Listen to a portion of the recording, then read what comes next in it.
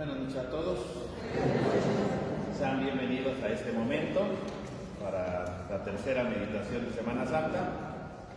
Como ya se aburrieron conmigo, entonces hoy le he pedido a Gustavo, que está aquí de visita, que haga hoy la tercera meditación. Entonces vamos a escucharla, vamos a hacer una oración. En el nombre del Padre, del Hijo y del Espíritu Santo. Amén. Oh Espíritu Santo, amor del Padre y del Hijo, inspírame a ser siempre razonable en mi pensar, acertar en lo que debo decir, cómo debo hablar y cuándo me conviene callar. Ilumíname para escribir, impúlsame para actuar. ¿Qué tengo que hacer para llenarme de amor y saber perdonar? Procurando la mayor gloria y bien de las almas y mi propia salvación. Oh Espíritu Santo, ilumina mi entendimiento e inflama mi voluntad. Amén. Amén. Virgen María, ruega por nosotros. En el nombre del Padre, del Hijo y del Espíritu Santo. Amén. Gracias, Padre. Hermanos, ¿qué tal? Muy buenas noches a todos. Entramos a esta tercera charla, tercer momento de encuentro, de meditación. Y hoy les quiero proponer que meditemos en torno a dos figuras que creo que son fundamentales y pilares dentro de esta semana: Judas Iscariote y San Pedro. Vamos a hacer una comparativa. Vamos a entrar a la dimensión profunda de estos dos personajes. Quisiera en primer lugar hacer una narración del Evangelio que hoy se proclama. Del Evangelio según San Mateo. En aquel tiempo, uno de los 12, llamado Judas Iscariote, fue a ver a los sumos sacerdotes y les dijo: ¿cuánto me dan si les entrego a Jesús? Ellos quedaron en darle 30 monedas de plata, y desde ese momento andaban buscándole una oportunidad para entregárselo. El primer día de la fiesta de los panes ácimos, los discípulos se acercaron a Jesús y le preguntaron: ¿dónde quieres que te preparemos la cena de Pascua? Él respondió: vayan a la ciudad, a casa de fulano, y díganle: el maestro dice, mi hora está ya cerca. Voy a celebrar la Pascua con mis discípulos en tu casa. Ellos hicieron lo que Jesús les había ordenado y prepararon la cena de Pascua. Al atardecer, se sentó a la mesa con los 12, y mientras cenaban les dijo: yo les aseguro que uno de ustedes va a entregarme. Ellos se pusieron muy tristes y comenzaron a preguntarle uno por uno: ¿acaso soy yo, Señor? Él respondió: el que moja su pan en el mismo plato que yo, ese va a entregarme, porque el Hijo del Hombre va a morir como está escrito de él. Pero ay de aquel por quien el Hijo del Hombre va a ser entregado. Más le valiera que a ese hombre no haber nacido. Entonces preguntó Judas, el que lo iba a entregar: ¿acaso soy yo, maestro? Jesús le respondió: tú lo has dicho. Palabra del Señor. Fíjense que este Evangelio es muy profundo. Realmente denota esta unión hipostática de Jesús, ¿no? Su humanidad y su divinidad. Esta parte del sentimiento, la carga emotiva propia de los hombres, pero también su fortaleza y su misericordia, la parte divina. Cristo, definitivamente en este Evangelio, se muestra como hombre y como Dios. Y es que, evidentemente, tendríamos que analizar la estructura del texto, pero vamos a ir a los personajes, como ya les decía al principio. ¿Quiénes estaban reunidos en esta cena? Evidentemente, los 12, los mejores amigos de Jesús, los más cercanos. No estamos hablando que estaba su mamá, que estaba su amiga o su hermana de Lázaro, sus hermanas de Lázaro. Ni siquiera estaba Lázaro, quien ya había resucitado. Realmente, quienes estaban ahí eran los 12, el grupo selecto de los 12. Fíjense que me llama la atención lo que menciona Benedicto XVI acerca de este grupo. Y dice: podemos suponer que los 12 eran judíos creyentes y practicantes que esperaban la salvación de Israel, pero sus posiciones concretas, por su modo de pensar la salvación, eran personas sumamente diferentes. Era un misterio definitivamente la reunión de los 12. Podemos imaginar cuán difícil fue introducirlos poco a poco en el nuevo y misterioso camino de Jesús. Qué tentaciones tuvieron y tuvieron que superar como grupo. Y dice más adelante el Papa Benedicto, el milagro primero de Jesús fue hacer que este grupo de los 12 convivieran, y más allá de convivir, que fueran a predicar el Evangelio como unidad, como iglesia, que no se separaran, que todo el tiempo estuvieran como bloque. Pero no todos corren con la misma suerte. Uno de ellos es el primero que se aleja. El primero, que lamentablemente podemos decirlo así, da un paso más allá de los demás, la traición de Judas. Y es que cuando llega Judas a la cena, él ya llevaba en la mente la traición, él ya llevaba en el corazón ese sentimiento hacia Jesús. Y habría que ahora entrar en este personaje, Judas Iscariote. Volviendo al Papa Benedicto XVI, habla sobre Judas y dice que su nombre tiene varios significados, o podríamos interpretarlo desde dos polos, y yo voy a agregar uno más. Dice el Papa Benedicto, la palabra Iscariote puede significar simplemente el hombre de Cariote, es decir, de una parte de algún lugar llamado Cariote. Pero Cariote, C-A-R-I-O-T, Cariote. Pero también puede significar sicario, una variante radical de los celotes, el celos por la ley, es decir, un hombre que estaba aferrado a la ley, que dio nombre a este movimiento y encontró sus modelos en grandes cenosos de la historia de Israel, personajes que, al igual que Judas, tenían este sentimiento arraigado por la ley, comenzando por Pinjas, que mató a un israelita idólatra delante de toda la comunidad, y esto lo podemos atestiguar y comprobar en Números 25, versículos 6 y 13, pasando por Elías, que en el Monte Carmelo hizo matar a los sacerdotes de Baal, Primera de Reyes 18, capítulo 18, hasta llegar a Matatías, el patriarca de los Macabeos, que inició la rebelión contra la disolución de la fe de Israel, intentada por el rey helenístico Antíoco, matando por un conformista que, de acuerdo con las órdenes del rey, que pretendía sacrificar públicamente en el altar de Dios otros dioses, ¿no? Finalmente, entonces, encontramos este texto en Primera de Macabeos, capítulo 2. Ya nos habló de dos significados, ¿no? El primero, por el origen, Iscariote, ¿no? De allá, de la zona de Cariote. Pero también, si hacemos una traducción, según el Papa, podríamos encontrar que significa sicario. Y yo les dije, agregaré una más. Hay un arma que en su tiempo de Jesús era también llamada escario, ¿no? Era como un gancho. Y lo ocupaban para asaltar, para robar.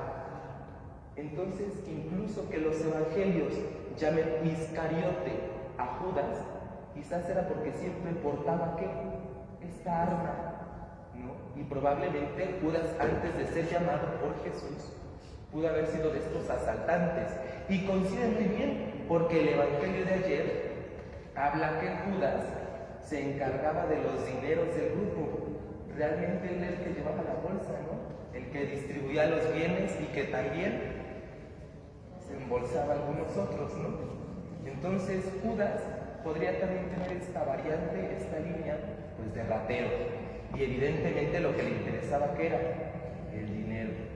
Iba siempre en la línea de buscar bienes económicos.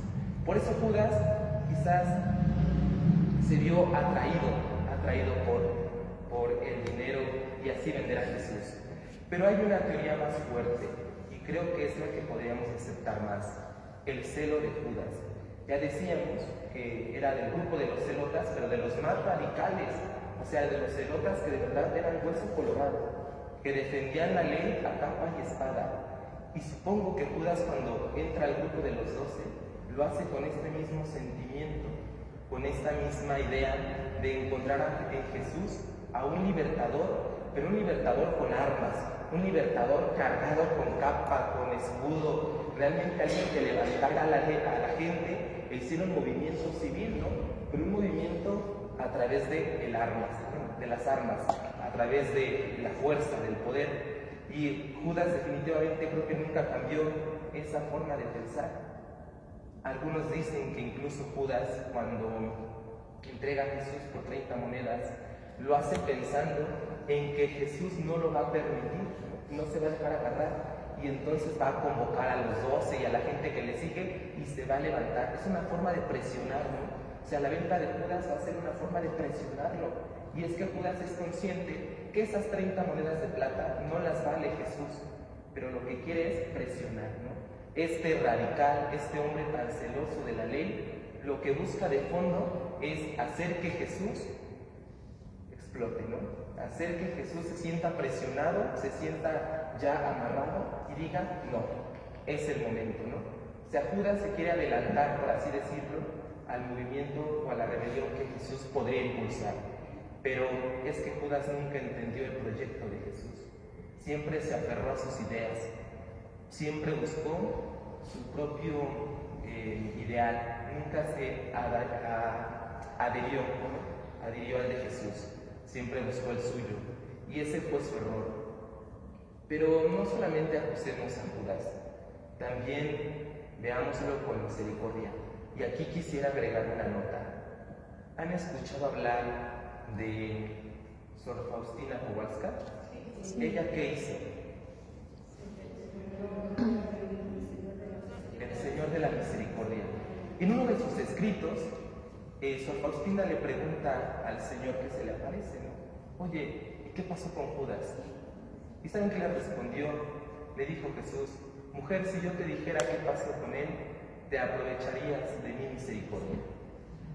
Qué grande es el amor de Dios entonces, que hasta a Judas muy seguramente lo perdonó. ¿No? Entonces no le respondió, no dijo, está en el infierno, en el purgatorio, lo tengo por ahí vagando, no. Le dijo, si yo te dijera qué pasó con él, te aprovecharías de mi misericordia.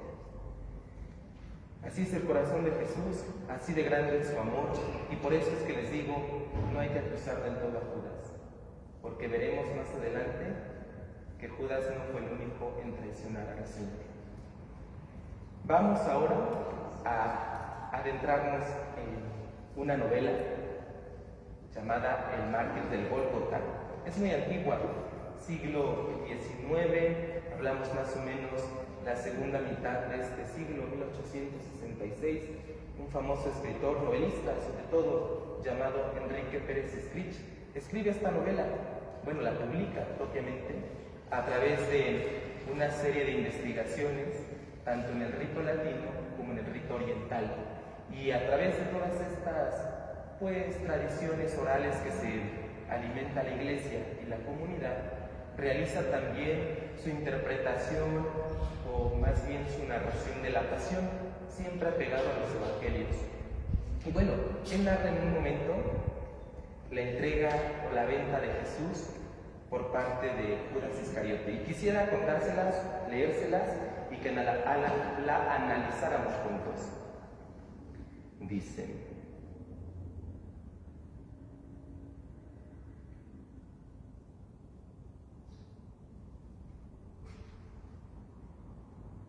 retrocedamos algunas horas. Tomemos la narración desde el momento en que Judas arrojó el pan en el cenáculo, arrancándose los cabellos y gritando: soy un miserable.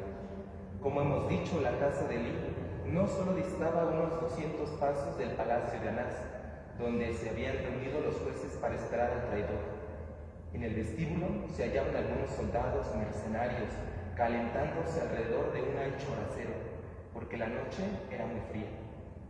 Judas llegó al vestíbulo de la casa de Anás, agitado y trémulo, como el hombre que va a cometer una acción infame.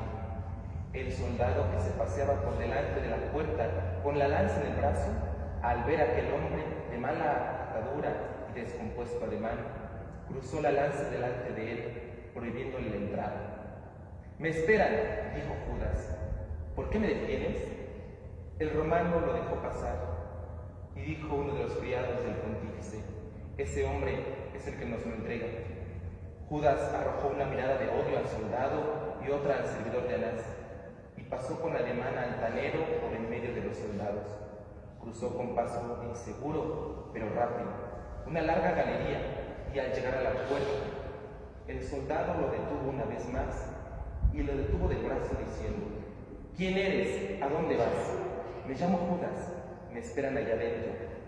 Contestó con precipitación: Aguarda un instante, dijo el heraldo, y entró en el salón donde los sacerdotes se hallaban reunidos.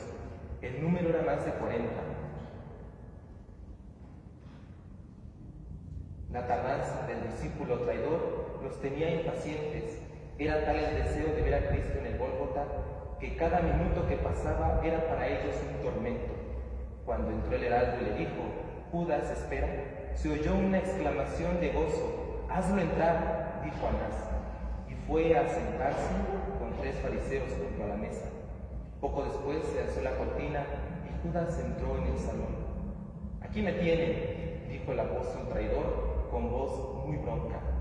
Veo en sus semblantes que dudaban de mí, pues han hecho mal, porque yo cumplo lo que prometo.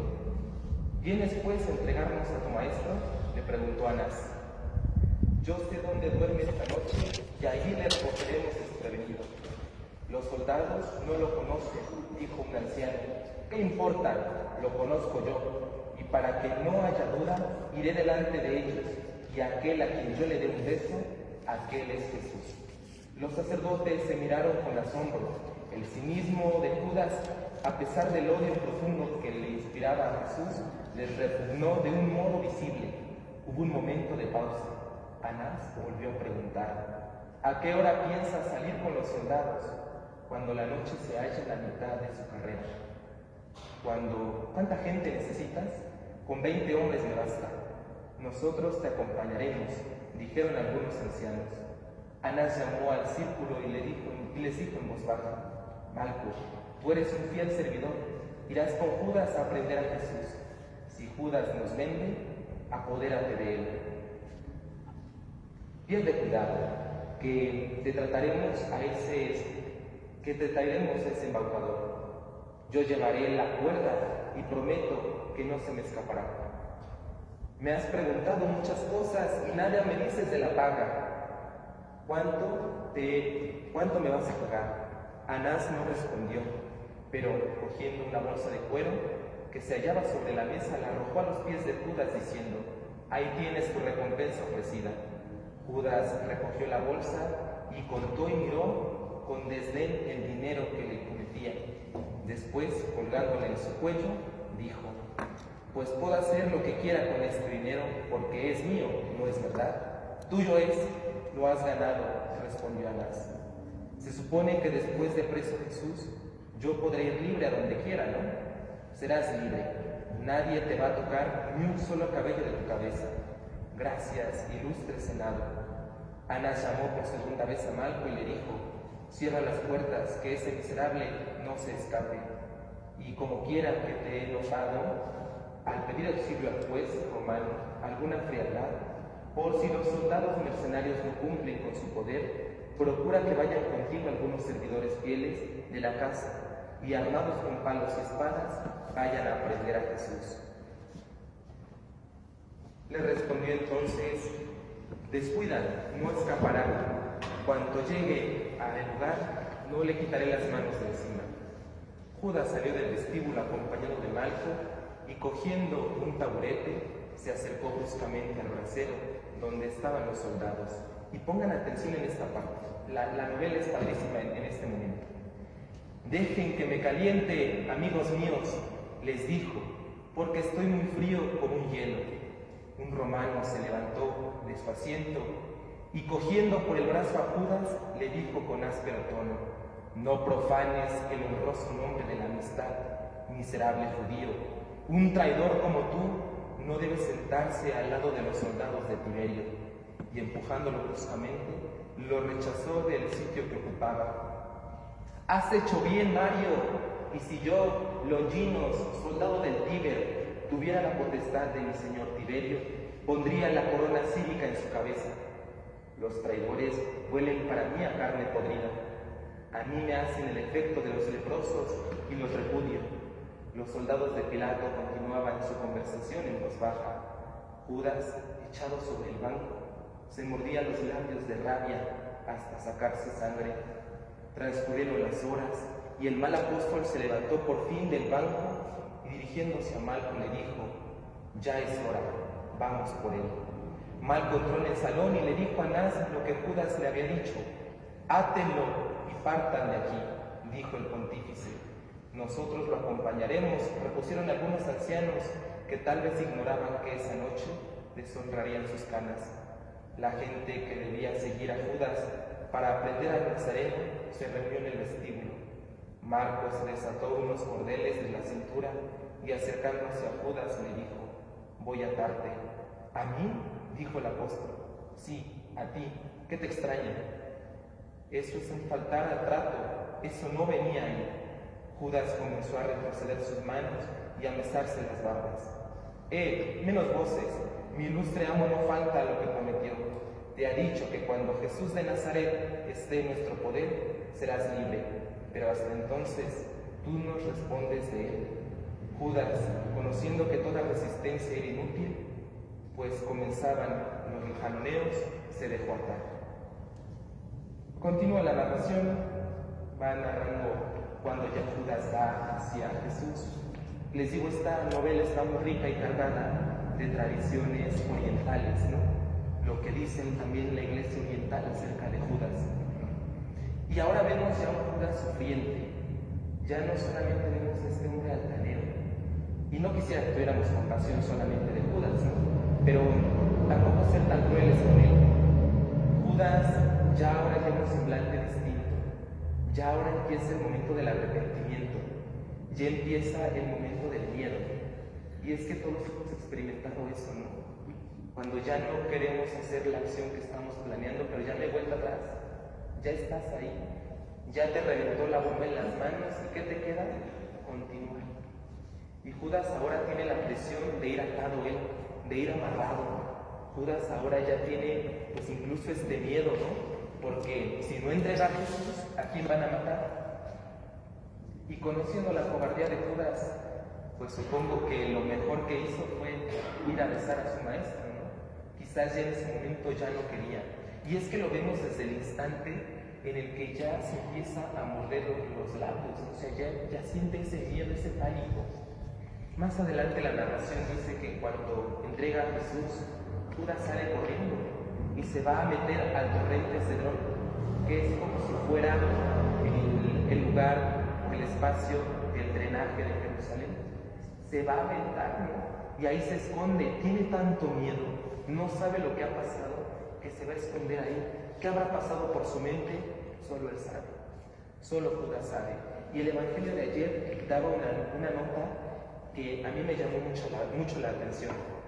Y es que dice que cuando Judas sale del cenáculo a entregar a Jesús, de inmediato dice el evangelio que era de noche. Era de noche.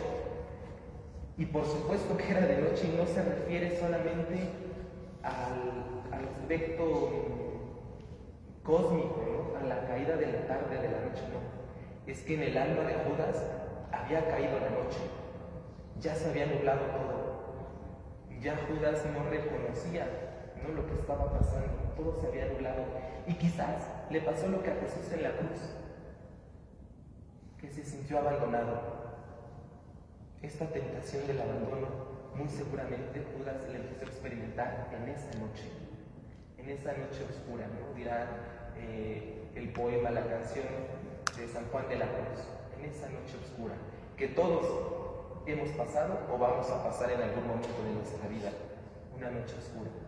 La de Judas debió ser terrible, la de Judas de verdad debió haber sido muy, muy dura. Pasemos ahora y dejemos un momento a Judas y vayamos ahora a Pedro. Al final haremos una conclusión. Ahorita estamos en la tesis, vamos a la antítesis y al final haremos una síntesis de estas figuras que vamos a presentar. Pasamos ahora a San Pedro. San Pedro, uno de los 12 que Jesús llama desde el lago podríamos decir que es de los favoritos, lo acompaña en su transfiguración, lo acompaña en el momento del Gólgota, del huerto de los olivos, de Getsemaní, es decir, lo ve glorioso, pero también lo ve sumamente aturdido, sumamente acongojado. Pedro es de los favoritos para Jesús. Definitivamente este hombre, a quien él mismo no le cambia el nombre de Simón a Pedro, a Piedra, Cefas, pues para Jesús era muy cercano, ¿no? Era un amigo muy íntimo. Retomo una vez más al Papa Benedicto XVI, que habla de San Pedro de la siguiente manera. El grupo principal de los 12 se formaba por los pescadores del lago de Genezaret, Simón, al que el Señor había de llamar Cefas, Petrus, roca. Era evidente el jefe de una cooperativa de pesca, Lucas 5:10, en la que trabajaba junto a su hermano mayor Andrés y con los zebedeos, Juan y Santiago, a los que el Señor puso el nombre de Bórgenes, hijos del trueno, un nombre que algunos investigadores recurrirán a situar en las proximidades del soretismo, igual que Judas Iscariote. Pero probablemente sin razón.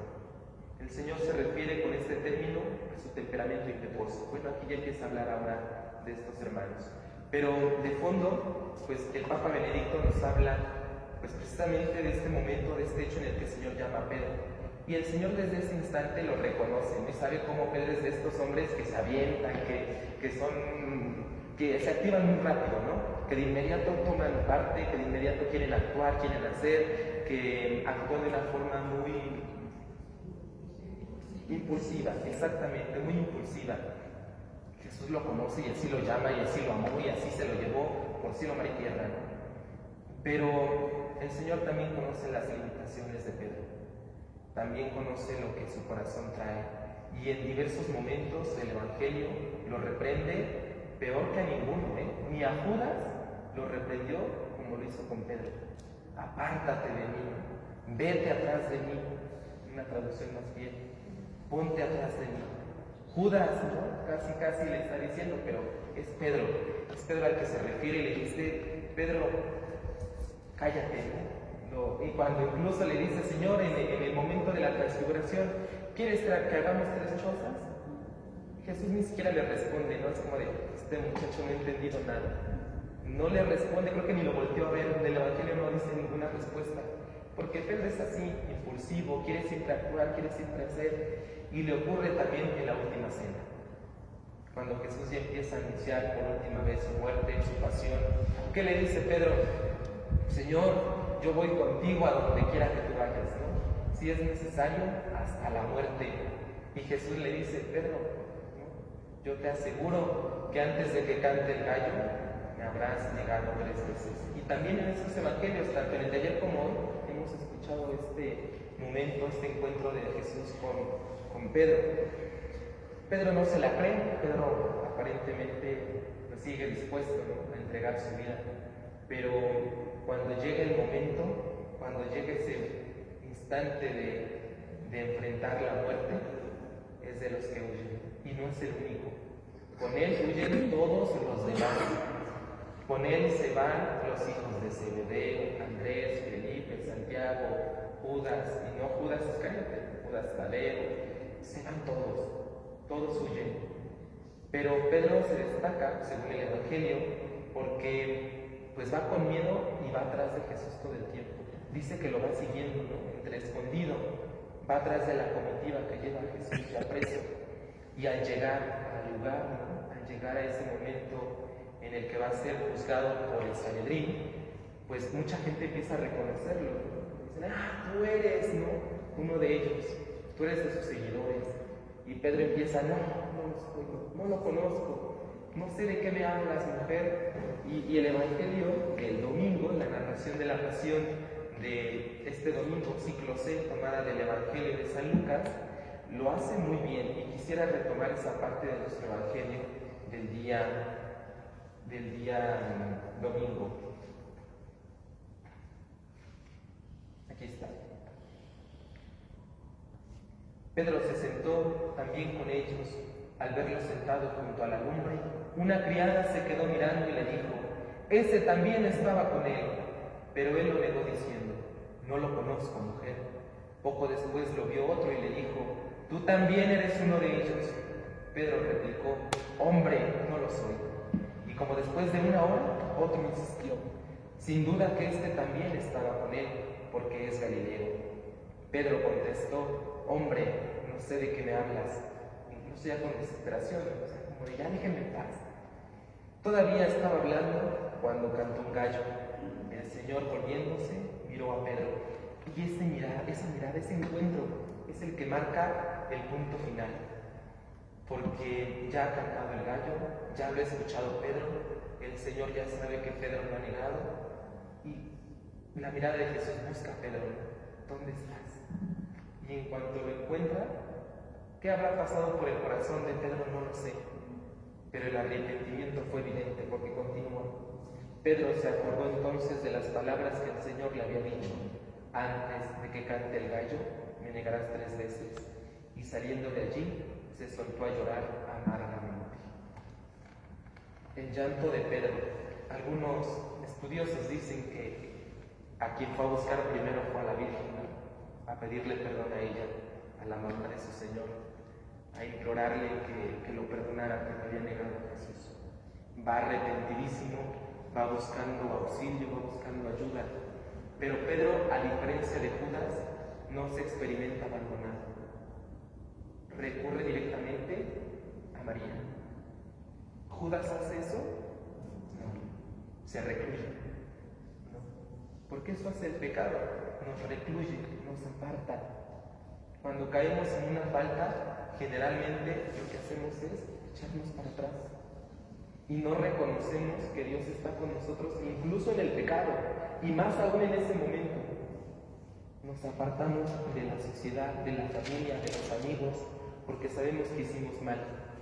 Pero habríamos que tomar la actitud de Pedro, ir en busca de María, sentirnos acompañados, sentirnos realmente con esa presencia divina. Por eso la actitud después del momento de la traición, tanto de Judas como de Pedro, pues tienen una diferencia abismal. Algún padre en algún momento me dijo: nunca te compares con Judas, nunca lo hagas. San Pedro definitivamente reconoce la presencia del Señor en su vida y experimenta pues la carga, la congoja, el arrepentimiento sincero, y por eso es que llora amargamente. Yo tengo entendido que incluso allá en Jerusalén hay una iglesia dedicada a San Pedro en este momento, ¿no?, de su arrepentimiento, la Basílica del Galicanto, donde San Pedro lloró amargamente. Qué duro habrá sido también para Pedro. Y es que yo no dudo que Judas haya llorado. Definitivamente yo creo que Judas lloró porque también supo su traición, supo su mal. Pero no hizo lo mismo que Judas, buscar ayuda, ir al encuentro de Jesús.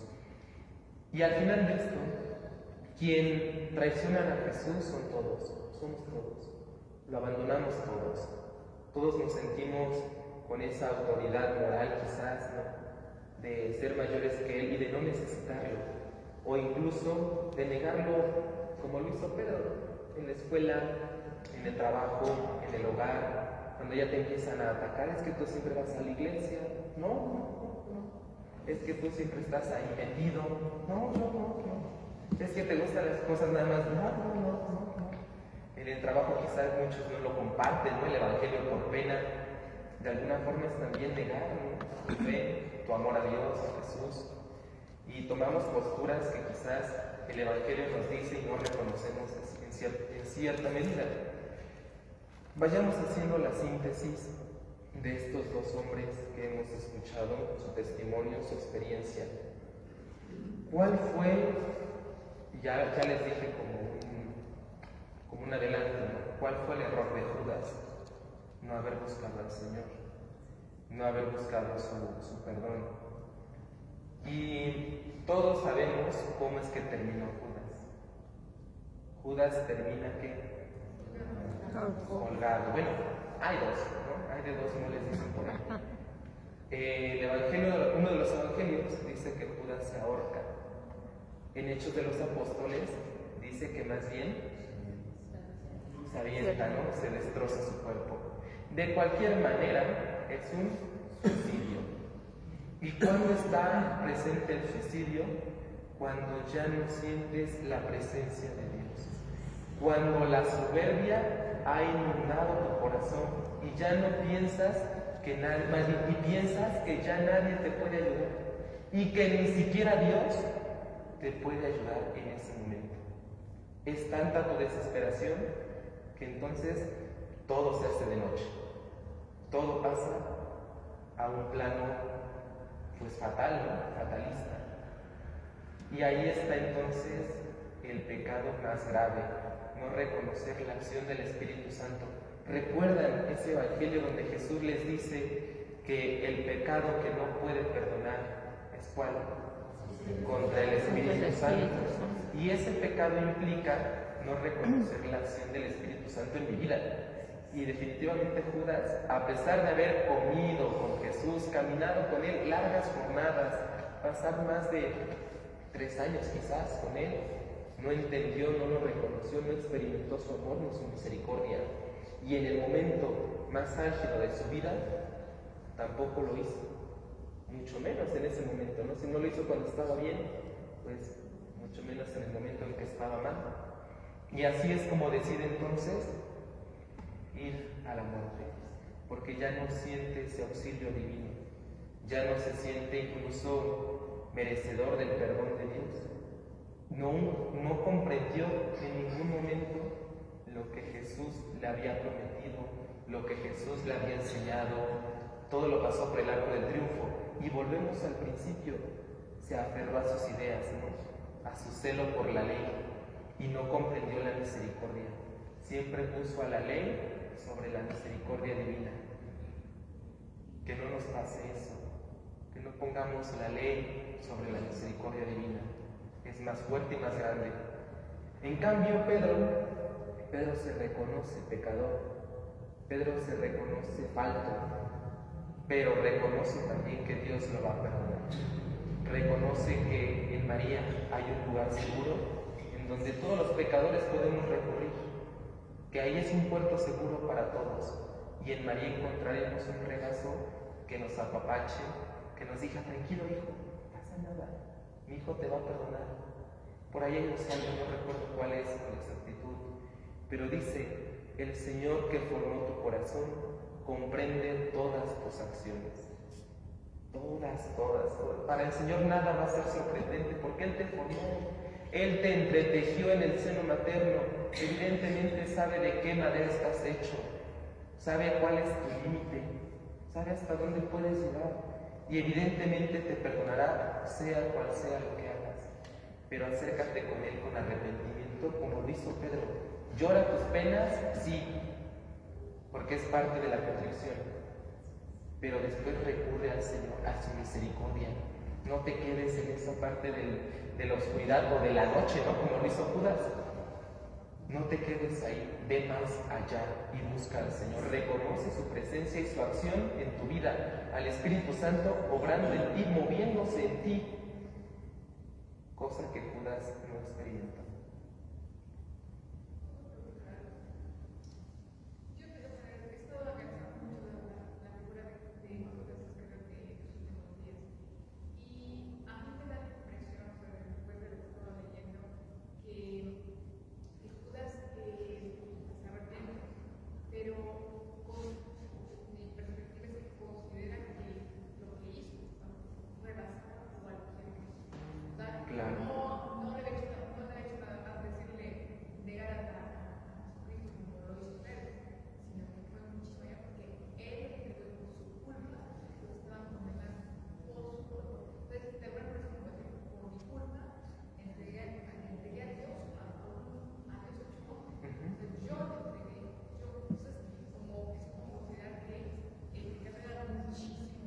Para él la carga era demasiada la culpa, y quizás él mismo no se estaba perdonando, ¿no?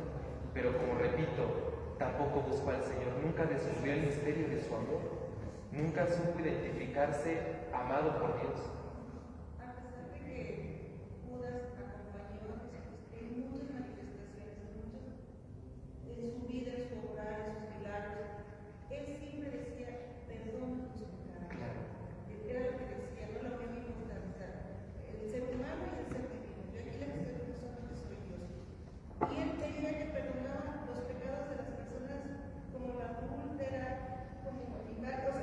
¿Y dónde estuvo Judas? O sea, lo veía, lo sentía. Entonces, ¿por qué como si no recurrió a él? Si él sabe que todo lo perdonaba, ¿no? Que tenía el infinito. Nunca tuvo esa experiencia de la misericordia de Jesús. Quizás lo vio, lo escuchó, pero nunca lo creyó, nunca lo asumió.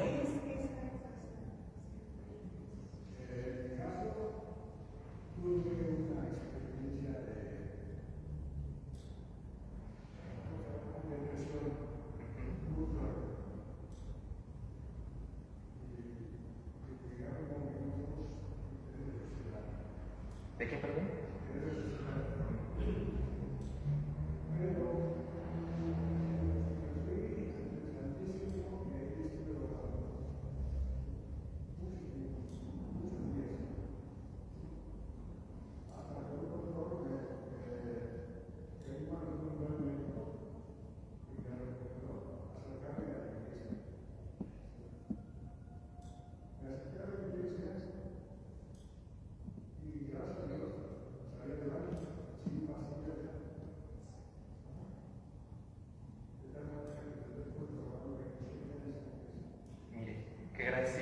Experimentarse amado, experimentarse hijo, experimentarse miembro de una iglesia que te acoge, de una madre que te espera, hablamos de la Virgen, de un Señor que te perdona, que te alcanza, que te busca, porque la mirada de Jesús buscó a Pedro. No fue Pedro el que lo quiso encontrar, no, fue Jesús quien buscó a Pedro. Y así nos busca siempre que caemos. Lo que pasa es que no siempre abrimos bien los ojos, pero siempre nos busca el Señor. Yo pienso que era el discípulo más amado, a pesar de que todo lo que Jesús recibió de él, lo seguía teniendo de cosas mejores con esperanza de que alguna vez iba a pasar. Sí, muy seguramente así fue y así pasó. El amor que le tenía a Pedro era muy profundo.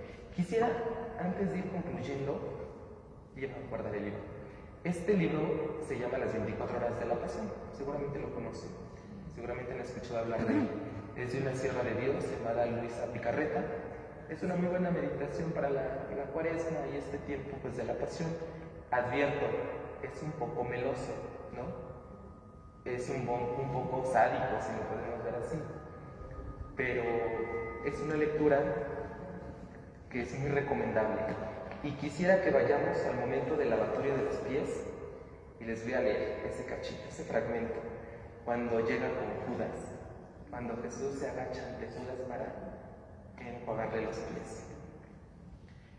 Te veo, dulce amor mío, que ya estás a los pies de Judas. Oigo tu respiro afanoso. Veo que no solo lloras, sino que sollozas. Esa parte de a Jesús, imaginarlo alterado, pues ya agonizando técnicamente, ¿no?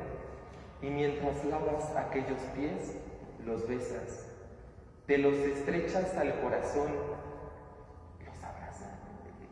La figura es muy bonita.